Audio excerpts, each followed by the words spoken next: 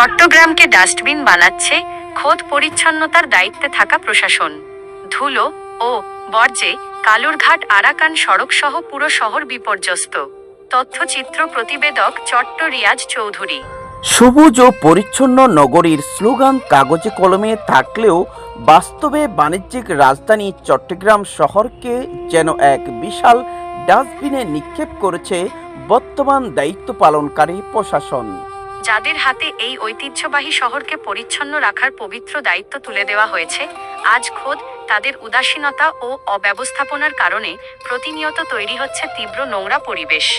মেয়রের পরিচ্ছন্ন কর্মী বাহিনী শহর পরিষ্কারের নামে যে তামাশা চালাচ্ছে, তাতে নগরবাসী এখন এক চরম স্বাস্থ্য ঝুঁকির মুখে পড়েছে।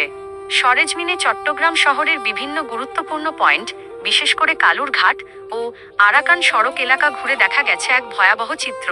ট্রাকে ময়লা পরিবহন ও মহাসড়কে বর্জ্য ছিটানোর মহোৎসব।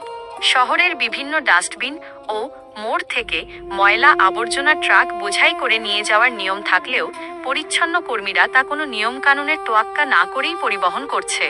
উন্মুক্ত ট্রাকে ধারণ ক্ষমতার অতিরিক্ত ময়লা নেওয়ার কারণে মহাসড়ক দিয়ে যাওয়ার সময় তা চারিদিকে ছড়িয়ে ছিটিয়ে পড়ছে।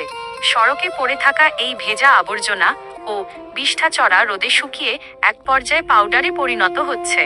এরপর দ্রুতগামী যানবাহনের চাকার বাতাসে সেই বিষাক্ত ধুলোবালি বাতাসে মিশে মারাত্মক বায়ু দূষণ ঘটাচ্ছে, যা পথচারী ও সাধারণ মানুষের ফুসফুসে প্রবেশ করছে। নালার কাদামাটি রাস্তায় ফেলে রাখার রাজকীয় অবহেলা। শহরের জলজট নিরসনে নালা ও ড্রেন পরিষ্কারের কাজ প্রশংসনীয় হতে পারত, যদি না তা জনভোগান্তির কারণ হতো। পরিচ্ছন্ন কর্মীরা নালা থেকে পচা কাদামাটি ও কালো বর্জ্য তুলে সরাসরি রাস্তার ওপর স্তূপ করে রেখে দিচ্ছে। নিয়ম অনুযায়ী ড্রেন থেকে কাদা তোলার পরপরই তা ট্রাকে তুলে নেওয়ার কথা থাকলেও তা নেওয়ার কোনো সময় নেই প্রশাসনের। দিনের পর দিন এই বিষাক্ত কাদা রাস্তার ওপর পড়ে থেকে রোদে শুকিয়ে যাচ্ছে। পরবর্তীতে তা গাড়ির চাকায় পিষ্ট হয়ে বাতাসে ধূলিকণা হিসেবে উঠছে, যা নগরবাসীর জন্য শ্বাসকষ্ট, অ্যালার্জি ও কাশির অন্যতম প্রধান কারণ হয়ে দাঁড়িয়েছে। চট্টগ্রামের অন্যতম ব্যস্ত প্রবেশদ্বার কালুরঘাট আরাকান সড়কের অবস্থা এখন সবচেয়ে শোচনীয়।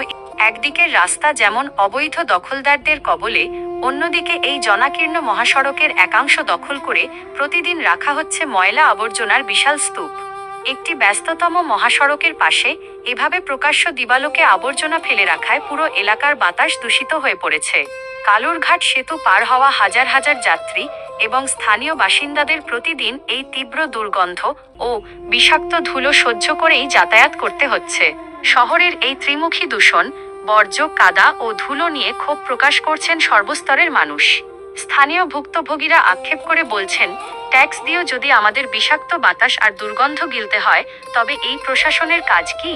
ডাস্টবিন পরিষ্কার করার দায়িত্ব যাদের, তারা নিজেরাই যদি পুরো শহরকে ডাস্টবিন বানিয়ে রাখে, তবে সাধারণ মানুষ যাবে কোথায়? চট্টগ্রাম শহরকে এই তিলে তিলে মৃত্যুর মুখ থেকে বাঁচাতে হলে বর্তমান দায়িত্বরত প্রশাসনের ঘুম ভাঙা জরুরি।